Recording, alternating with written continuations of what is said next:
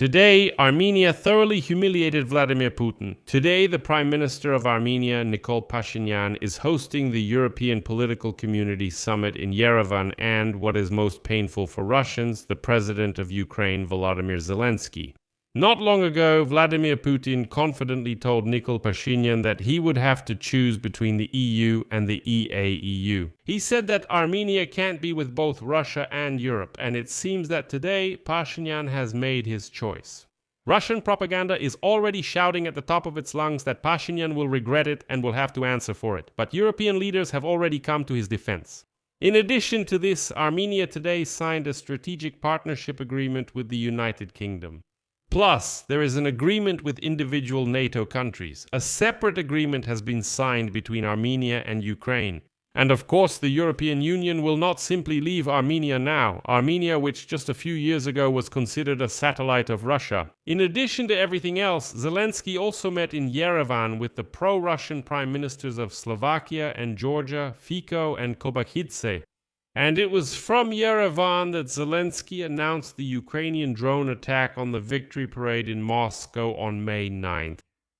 My name is Alexei Peachy. Let's discuss this topic together. But before we start this episode, please subscribe to the channel, like this episode, and leave any comment under this video. Now, let's get started. So today the entire Russian propaganda machine is trying in some way to justify the fact that Vladimir Putin no longer has any influence even over Armenia. Moreover, Vladimir Putin is so weak that he can't even prevent Volodymyr Zelensky's visit to a country that is still a member of the CSTO.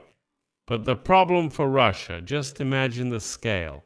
The leaders of 50 European Union countries, the NATO Secretary General, and even representatives from Canada and Turkey came to Yerevan today for the 8th summit of the European Political Community. This is a historic event, as Armenia is hosting a forum of this scale for the first time, bringing together leaders from almost the entire continent. And importantly, they are all opponents of Russia. And here I will quote the President of France, Emmanuel Macron. Let's be honest, 8 years ago, no one would have come here to Armenia. 8 years ago, at the negotiating table, this country was considered a de facto satellite of Russia. The fact that today we see so many new visits to your country is very telling. And here I just want to remind you how arrogantly that bold dictator Vladimir Putin not so long ago sat and threatened Nikol Pashinyan, completely unaware that the Kremlin moth is no longer of interest to anyone. Let me remind you, on April 1, Vladimir Putin stated at a meeting with Nikol Pashinyan that simultaneous membership of Armenia in the EAEU and full rapprochement with the European Union is impossible. He said that Armenians would have to choose. Pashinyan then noted that the time for a final decision had not yet come, and when it does, well, it's definitely going to be unstable. He will start looking back at the opinion of the bold dictator Putin, who, out of fear, shuts down the internet, cuts off mobile communication, introduces some kind of sovereign internet, tries to hide, blocks Telegram, and so on. And now today, a month after that conversation, Armenia, still remaining a member of the Eurasian Economic Union and even a member of the CSTO, is gathering leaders of the entire Western world. Well, in my opinion, the choice is already obvious. In addition to everything else, Armenia today signed a strategic partnership agreement with the United Kingdom. As Pashinyan stated, Armenia and the United Kingdom are opening a new chapter in their relations built on shared values and strengthened cooperation. And now the most important thing, remember, Armenia has not yet left the CSTO and there are still Russian troops on its territory. So, within the framework of strategic cooperation, Yerevan and London intend to develop Armenia's potential in the areas of security, defense, border security, combating illegal migration, cyber resilience, and responding to hybrid threats. Armenia has also approved a joint declaration on strategic dialogue with another NATO country, Croatia. Well, let's wait for the Kremlin to start yelling that Armenia can't do both at the same time, that it can't be part of the dead CSTO and build relations with NATO countries. As you can see, even Armenia doesn't pay any attention at all to the squeals coming from the Moscow swamps. I would like to note separately that Armenia and Ukraine discussed the development of economic partnership, including the resumption of the work of the Joint Intergovernmental Commission on Economic Cooperation. And here I would like to point out that the Russians are already threatening to strike at the Armenian economy. But do you really, you unwashed Russians, think that? Before signing agreements with the Europeans, with the United Kingdom and so on, didn't Pashinyan discuss with them any compensatory mechanisms so that this wouldn't become a shock for the Armenian economy? Do you really think everyone is that stupid? But here's what's most painful for the Kremlin.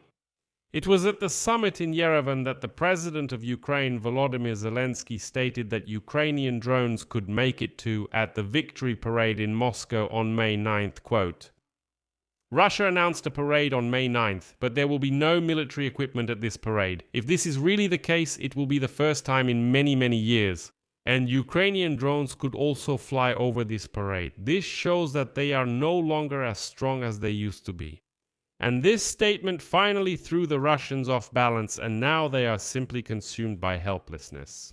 It got to the point where hotheads called on Vladimir Putin to launch a missile strike on Yerevan to destroy both Zelensky and all the European leaders in one blow.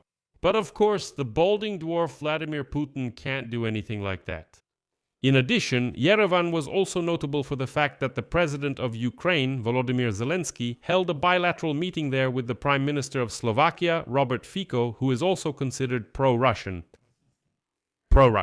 Zelensky emphasized that Ukraine is open to constructive dialogue with Slovakia and is interested in developing strong relations.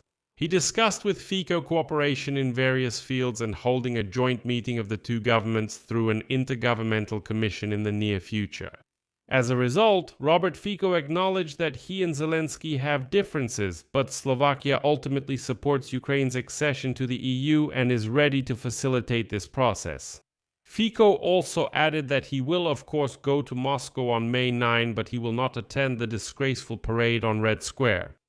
And I would also like to note separately that at the summit in Yerevan, Zelensky met for the first time with the Prime Minister of Georgia, Irakli Kobakidze, against whom he had imposed sanctions. And now a quote from Zelensky. There really are unresolved issues between our countries. It's important to have dialogue at all levels. Ukraine has always respected and continues to respect Georgia, its sovereignty, and its people. We will continue to advance our cooperation. And it should be said that the relationship between Ukraine and Georgia is quite complicated, because the Georgian government supports the policy of the Russian Federation against Ukraine and even helps Russia bypass sanctions. The Prime Minister of Georgia, Irakli Kobakidze, who is called pro-Russian, criticized the revolution of dignity in Ukraine. According to observers, this kind of rhetoric largely coincides with the public statements of the Russian leadership. Later, Irakli Kobakidze used photographs of destruction in Ukraine in the election ads of his party, Georgian Dream. Later, commenting on this move on a Georgian TV channel, he stated that in this way, supposedly, quote, the truth about Ukraine was exposed. And even with such pro-Russian leaders, meetings are being held, while Vladimir Putin is once again shamefully hiding in his bunker. I'll leave it at that. Share your opinions and conclusions in the comments below this episode. Subscribe to the channel, hit the bell, and don't forget to like. If you want to support the work of this YouTube channel, you can do so with any donation or a paid channel membership using the links and details in the description of this video. That's all for now. Take care of yourselves. Goodbye, everyone.